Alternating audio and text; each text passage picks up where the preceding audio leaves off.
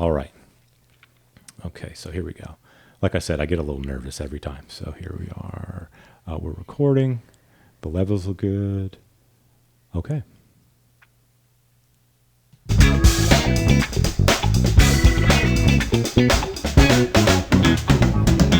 Hello and welcome to Morning Fuel. I am your host, John Bundy, and you are here because you believe in the power of the spoken word and its ability to change lives, and that by sharing our stories, we can help others to overcome challenges that they cannot overcome on their own. Whether it's a victory you need to win in business or in your own personal life, you understand that the answers can be found in listening to others who are willing to share their stories, knowing that their story ultimately doesn't belong to them. All right, today's guest, having a background in art and architectural history and being somewhat of a perfectionist, constantly striving to improve things around her, started a turnkey interior and exterior design service, working with residential and commercial clients to make their places and spaces more beautiful, inspiring, and functional for their needs. She says a favorite thing about her business and what she does is having the opportunity to be creative, think outside the box, and help people improve their quality of life by changing their surroundings and spaces. One of her methods for keeping productive is listening to podcasts, observing nature, reading when her busy schedule permits, being social, getting out and meeting people, and listening to other people's perspectives and ideas. Advice she offers others aspiring to succeed as a business owner is, be willing to take risks. Know how your biggest supporters and cheerleaders, who your biggest supporters and cheerleaders are before you begin, because you will need to surround yourself with them.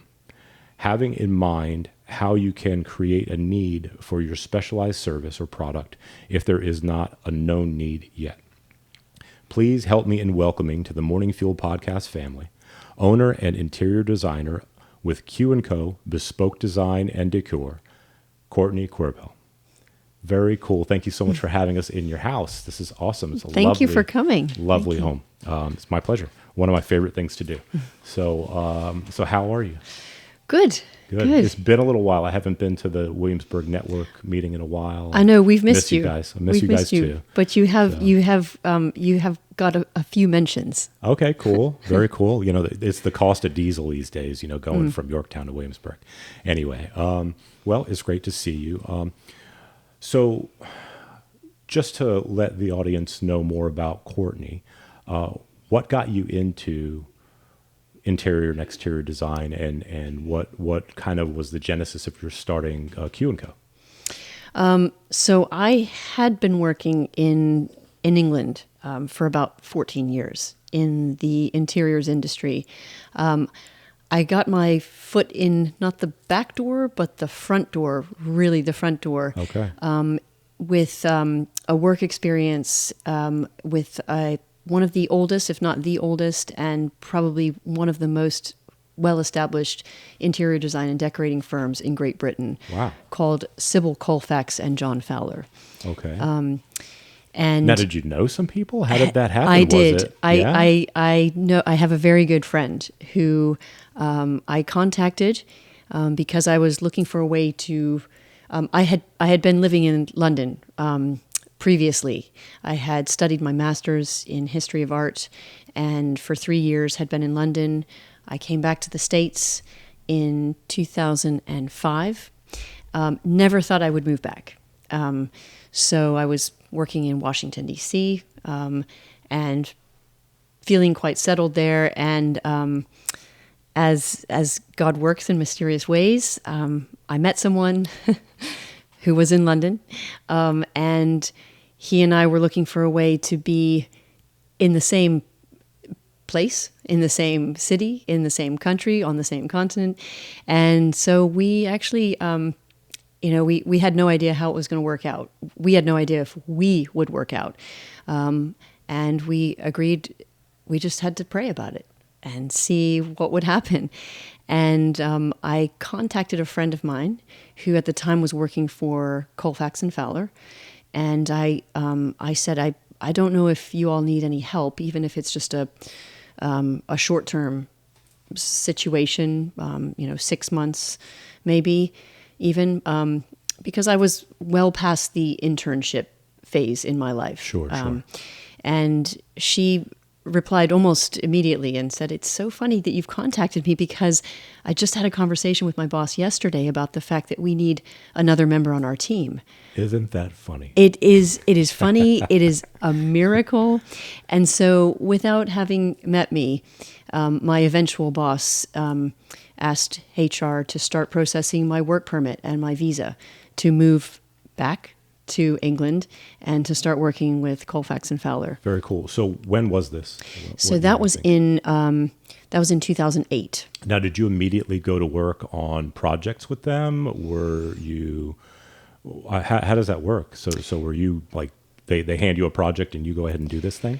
I was kind of thrown in at the deep end. I was an assistant to my boss, who was the head designer of our small team. And I was also an assistant to my friend, right, who had made the introduction and made the referral of me.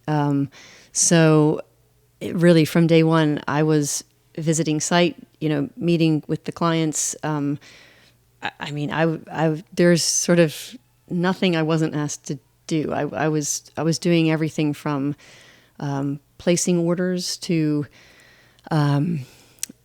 taking measurements on site for furniture. I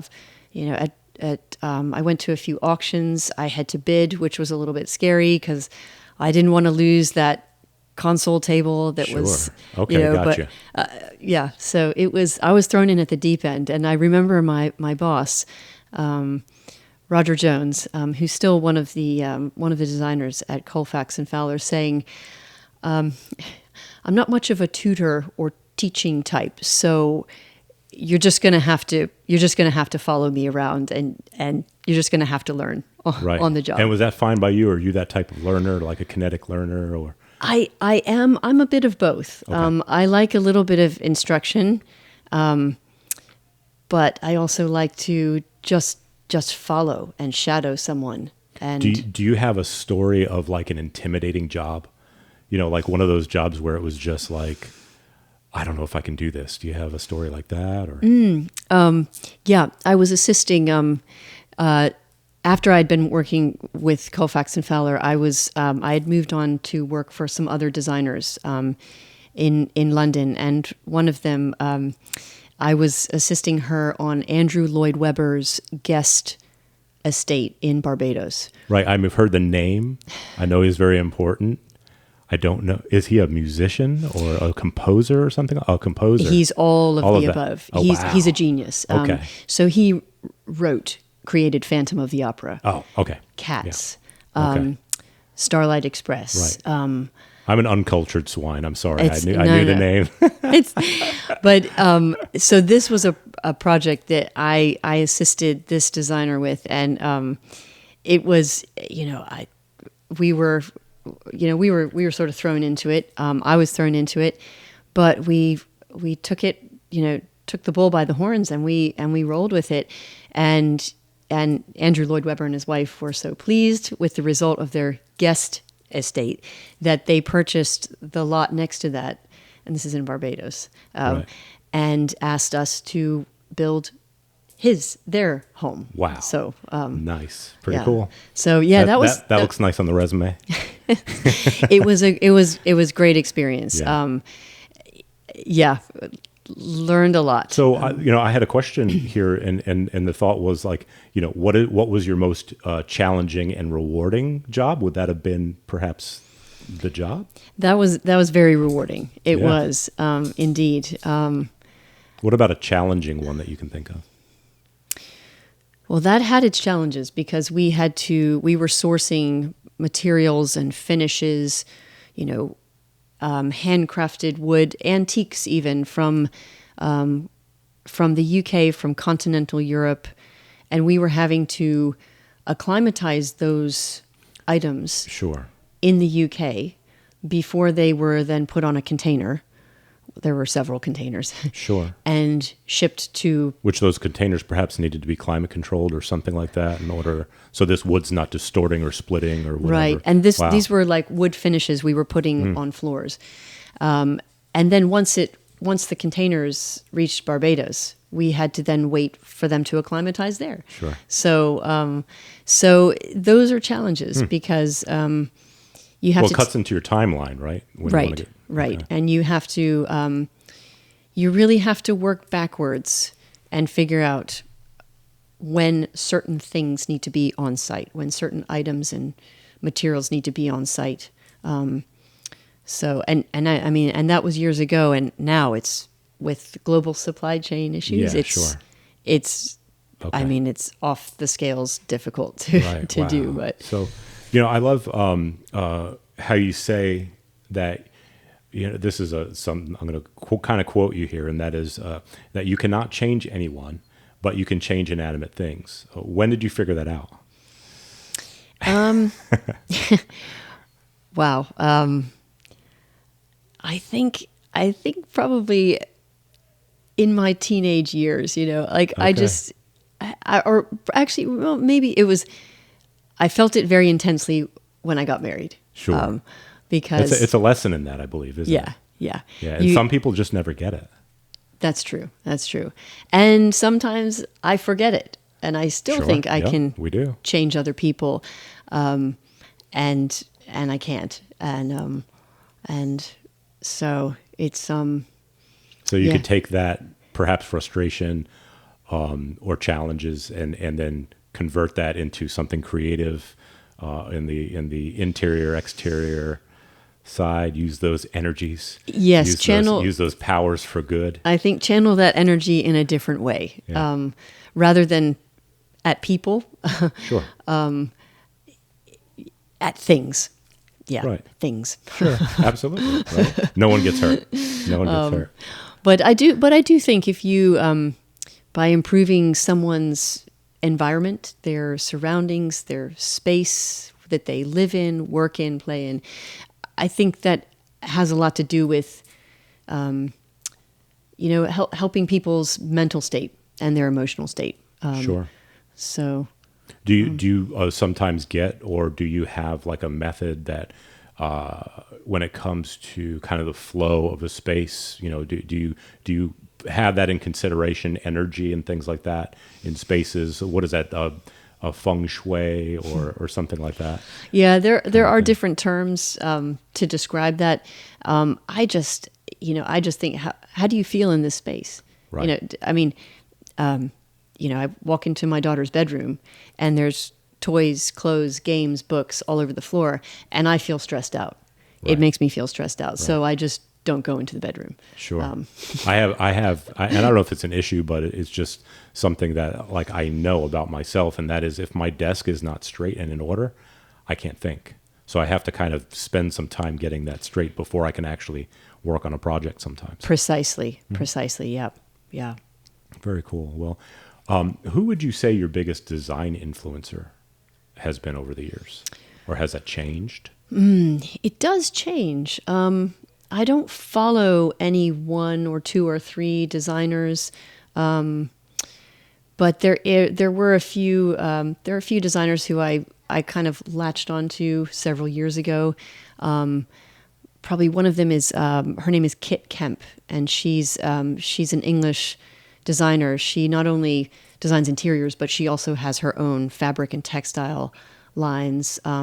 She has her own kind of brand of hotels in New York and Paris, London, and expanding out to I think Germany. And she's just she uses color. Like, she's unafraid to use color. Okay. And I do, and color makes me feel alive.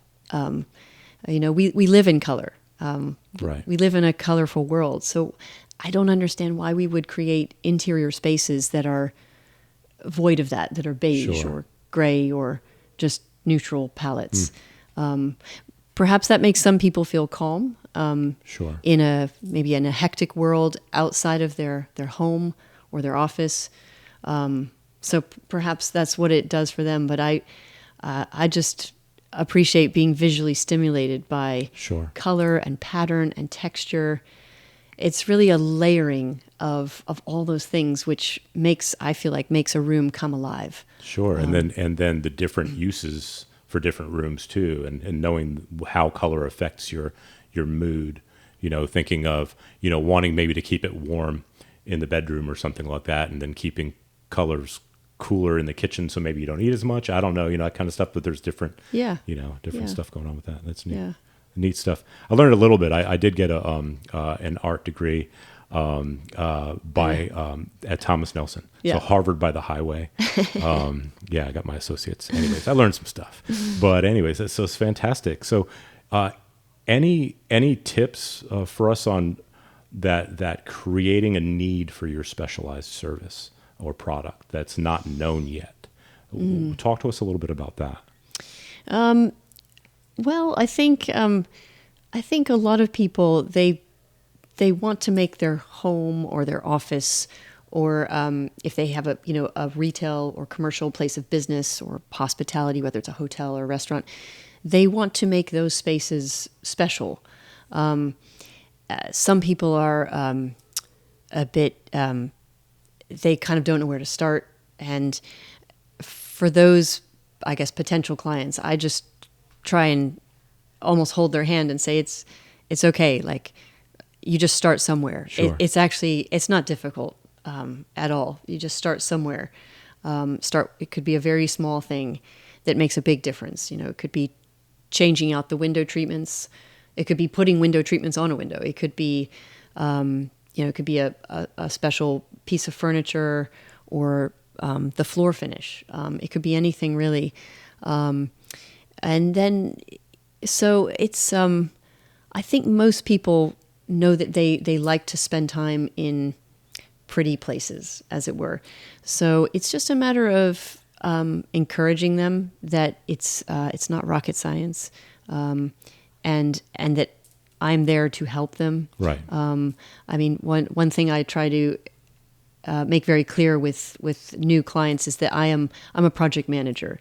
So I never am not present for an installation or a delivery of a piece of furniture, because I want to know that someone is happy with what they've received.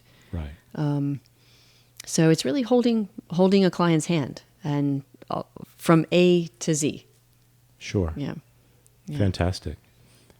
When I had asked you in the questionnaire that we sent out, and saw some, the books and the quotes and the websites, and things like that, and I noticed a few in there like Narnia. Now that's a very colorful movie. It was set, a series of movies.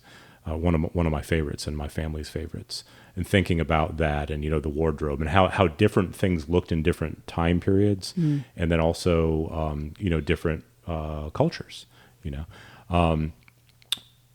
One of the quotes that I read in there was a verse of scripture I'm very familiar with, and a lot of people are, and that's from Ecclesiastes, and it's what has been will be again, what has been done will be done again, and there's nothing new under the sun.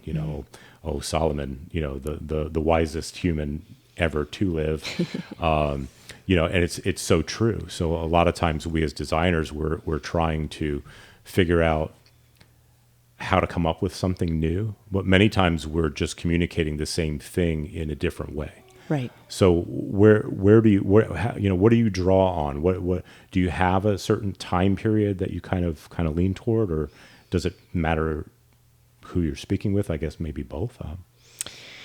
I don't have a favored time period. I think when I approach a new project, whether it's one room in a home, or whether it's a whole home, or whether it's a retail commercial space, what I do is I take into context the surroundings. So if a home is a Victorian, if it was built in the Victorian era, then we're going to try to pay homage to Gotcha. to that. So it's and I have to be careful here, because sometimes when you have a period, like a period home, let's say, having lived in England, I saw quite a lot of old buildings. Sure. I was sort of surrounded by them, like every day. And I was always very sensitive to the fact that I needed to be in touch with those surroundings. And so, for example, not try to put a glass box addition or extension onto an 18th century farmhouse. Sure. Now, if it's done, it can work, but I just, I love history, and I like, right. I just, I think it's very rare that it works. Sure. But if you have something like, I don't know if you're familiar with Philip Johnson, the architect, and his glass house. I've heard of the glass house, so I'm pretty sure. Yeah, it is a house with 4 walls, which are made of glass. So it's really bringing the outside in. Sure. And of course, it's on a property that's surrounded by very high walls. So, you can walk around in your glass house and not feel like you're being looked at Sure. by people on the outside, because there is no one on the outside. It's in the middle of a huge acres and acres of just just natural surroundings. But that's not something that I would necessarily blend easily with a very old period home. Right. That sort of idea. It's just in my mind it just doesn't work. So yeah, and it's just even in small things, choosing windows and doors for a home that was built, working on a home in Williamsburg, and we're trying to be very careful about choosing the windows and the doors to put onto an addition, because the house was built in I think the 70s or 80s, and there's handcrafted windows, and the brickwork is just very well done, and so I don't want to disturb any of that. Sure. I want to intervene as least as possible. Sure. So sort of leave it now. When you leave and you put an addition on, it looks like it was always there. That sort of thought. Yeah. Okay. Yeah. Well, cool. So you mentioned too, and not just in the questionnaire, but at one time we were having a conversation, and you said you have a dual citizenship. So you're a citizen of the UK. Right. Is that so? That's right. And the United States. How does that feel? It feels great. Is it fun? It is great. I'm actually going to England in a few days with the family. Cool. And it's just great to not have to worry about are they going to let me in Sure. or not. But it does, I think it opens up a lot of doors for me. Certainly when I was rebranding and setting up my company over here in 2000, at the end of 2020, beginning of 2021, because I'm mostly American. I'm just a little bit British. I was, naturalized. I wasn't born there. I didn't grow up there, but it has made settling back here easier. It has made, Sure. I think my American, background, citizenship, roots, all of that has given me, what's the word when someone puts more trust in you, more faith in you. I know what I'm talking about. Sure. So you've got experience. Yeah. Right. But it's very good being a dual citizen, and it's great to be able to pass that on to my children as well. Sure, that's fun.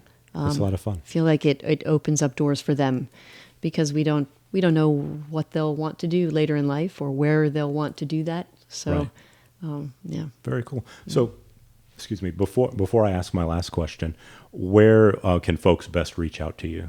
How do they connect with you? So my website is queripelandcompany.com. Okay. We'll get the spelling of that in the show notes. I was about to spell it, but I thought you might include that in the show notes. Oh, you can spell it. It'll be fun. So my website, and I'm on Instagram and Facebook under the same handle, queripelandcompany.com. And that's the best way to reach me. I'm, this, I need to be much better about posting on Instagram. Oh, sure.